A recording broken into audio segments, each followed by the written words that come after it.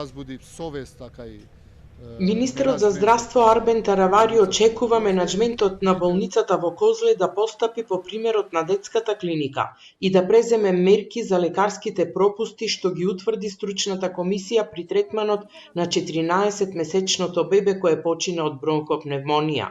Комисијата констатираше дека на детската клиника направен е превид во проценката за хоспитализација на бебето, пошто двајцата дежурни лекари се суспендирани додека трае дисциплинската постапка за нив. Во болницата во Козле, според стручниот надзор, задоцнила кислородната поддршка, но таму се уште нема одговорност за направените пропусти. Таравари посочи дека и до лекарската комора ќе достави предлог мерки за санкционирање на сите кои погрешиле во овој случај. Добро е што клиника за педиатрија превзема одредени чекори. Се надевам и Козле ќе се разбуди совест, така и менаџментот на болницата во Козле. Сега ќе дадеме официјално поднесок до лекарска комора, таму има етичка комисија која што треба да одлучува. Наши препораки ќе има, извештајот е тука, доколку не веруваат на извештајот, нека си направат своја, меѓутоа дека има одредени пропусти лекарски има.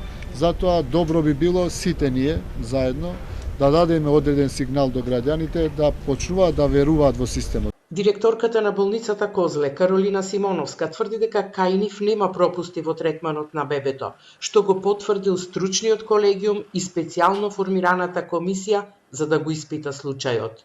Пациентот во нашата клиника е веднаш прифатен, направени се бројни анализи и поставен на терапија според интерните протоколи на клиниката, постојано следен и под кислородна поддршка. Поради невообичаеното, рапидно и прогресивно влошување на состојбата на детето, истото беше препратено на клиниката за детски болести по претходен договор со дежурниот педијатар, со организиран транспорт на ИМП.